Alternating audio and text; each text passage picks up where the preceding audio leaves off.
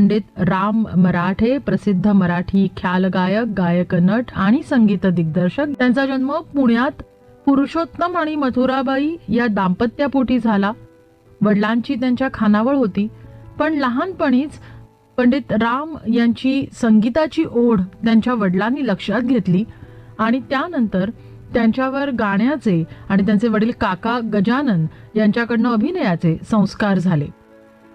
सागर film या संस्थेच्या धरम की देवी या चित्रपटात बालकलाकार म्हणून पंडित राम मराठे यांना भूमिका मिळाली आणि तिथूनच त्यांचं अभिनय क्षेत्रामध्ये पदार्पण झालं. 1940 पर्यंत वेगवेगळ्या चित्रपटांमध्ये बालकलाकार म्हणून त्यांनी काम केलं होतं. त्यानंतर अभिजात शास्त्रीय संगीत त्याची ओढ असल्यामुळे मास्टर कृष्णराव यांच्याकडनं शास्त्रीय संगीताचे धडे त्यांनी गिरवायला सुरुवात केली.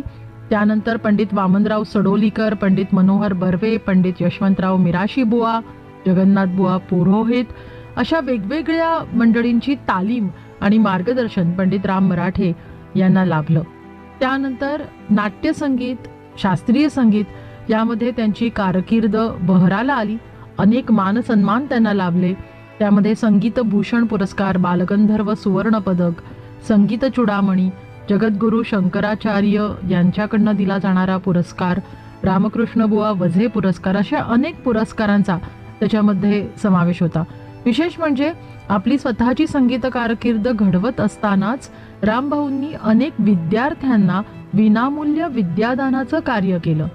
त्यांच्या शिष्यवर्गात उल्हास कशाळकर, विश्वनाथ बागुल, योगिनी जोगळेकर, राम नेने, सुधीर देवधर अशा अनेक मंडळींचा समावेश असलेला आपल्याला दिसून येतो.